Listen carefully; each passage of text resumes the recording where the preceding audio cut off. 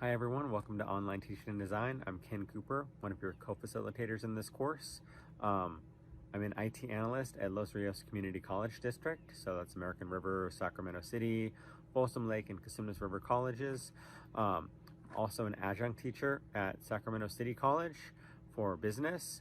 Um, and I'm really excited to be sharing this experience with you, and looking forward to meeting all of you shortly in the course. Um, I'm co-facilitating this with Pat, and I'll kick this over to her so that she can introduce herself.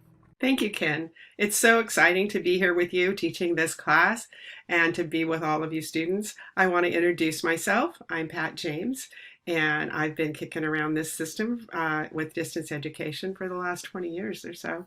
Um, I love it, and I want to tell you a little bit about who I am so that you know. The most recent thing I've done actually is here is to be um, the executive director for the online education initiative when it started. And it was really cool to be able to set up Canvas for all the colleges and to think about what kinds of resources we all need and put those things in place. And so it's just amazing to be here now and be able to teach for At One. I've been facilitating this class for about 5 years. And prior to that, I was the OEI director. And then before that, I taught this class for At One as well. I also taught for Mount San Jacinto College for 20 years. I taught interactive media, digital media production, and loved it. And I taught it face to face and online. And I do remember when I had to teach it online for the first time, and it was pretty interesting, and I learned a ton, which I hope I don't forget. Um, I also was curriculum chair and Senate president and served on Senate exec for a while on the technology committee. I was on DTAC, which is an advisory committee for the chancellor's office, and TTAC, which is the technology advisory committee for the chancellor's office. So I have a lot of statewide experience that I'll be sharing with you. But moreover, I have a lot of practical teaching experience. What is it like to be in the online classroom? I know you've been through a lot lately, and we're going to be addressing some of those things as we go through this course.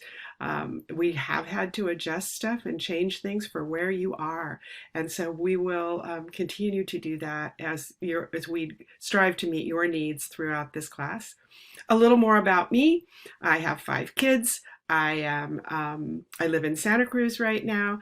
I am semi-retired, which makes me laugh because I pretty much work full time. I teach for Evergreen College. I teach a version of this class for Evergreen Valley College in San Jose. I love teaching teachers, and there hasn't been a time that I've taught this class that I haven't learned something too. Usually a lot of some things. And I hope that you guys really get into learning together. It's really fun to share stuff. We get so much information from each other. I have 5 kids. Most of them are grown. The youngest is 28, and if I tell you what the oldest are age is, you'll say, "Gosh, she's really old." Um, but I love them, and I have 2 grandkids, and I live by myself right now, which is really interesting to be able to walk to the beach when I want and cook whatever I want for dinner, and then call them up and have them come over. And so when you have 5, you get to see a lot of them. It's really fun.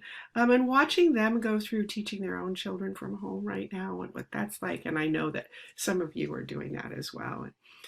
So we'll work with you and help you as much as we can with all this transitional stuff and to learn how to effectively teach online.